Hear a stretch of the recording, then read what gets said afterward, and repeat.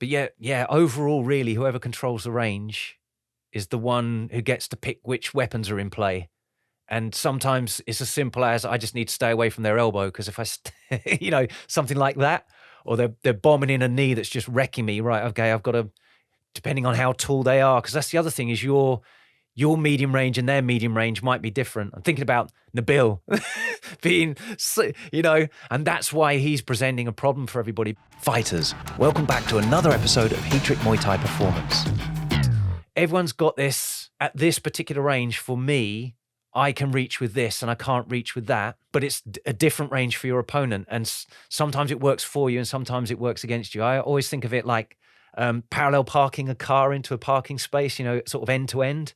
When you change to a new car, whether it's longer or shorter, it takes you a bit of adjustment time to figure out like, oh, okay, I can or can't fit in that space with this car of this length and this width.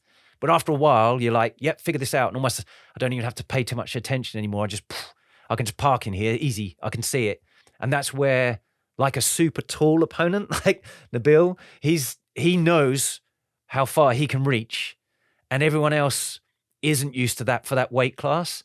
So they're spending the first round or two trying to just work out how long is his reach? What is his parking space? Because I'm used to mine. And it's like, shit, he can reach me with that from here. And it's catching people out. And he's exploiting that. So it's also understanding at ranges, how does that relative range change for you versus the height of your opponent? So if you're typically taller, you've got a bit more like you'll be able to surprise people with how far you can reach. They'll think they're safe because they can't, for example, reach you with their teep, but you being a bit taller probably be like, yeah, I could actually teep you from here.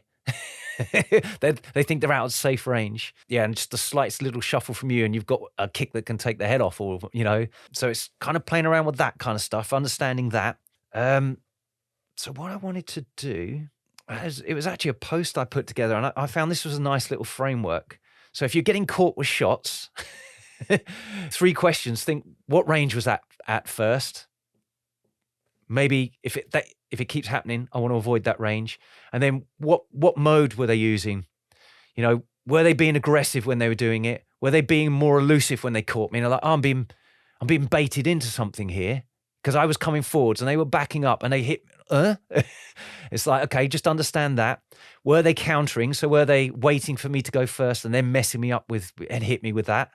Or were they kind of being tricky? Did they like bait me by dropping their hands down? I stepped forwards and then they caught me because they knew I was going to do it. And then the third thing is, was it a one-off or is it repeatedly happening all the fight? And if you're kind of thinking about those things, you can make adjustments on the fly to start making sure that you're removing the situation that's causing that. And again, just taking the fight into the realm that kind of works for you. Thanks for listening. If you found this valuable, please like, subscribe, and share with someone else it could help too. Please give the podcast a review or comment below. We'd love to hear from you. As always, you can visit heattrick.com for more Muay Thai performance podcasts, videos, articles, and guides. Catch you next time.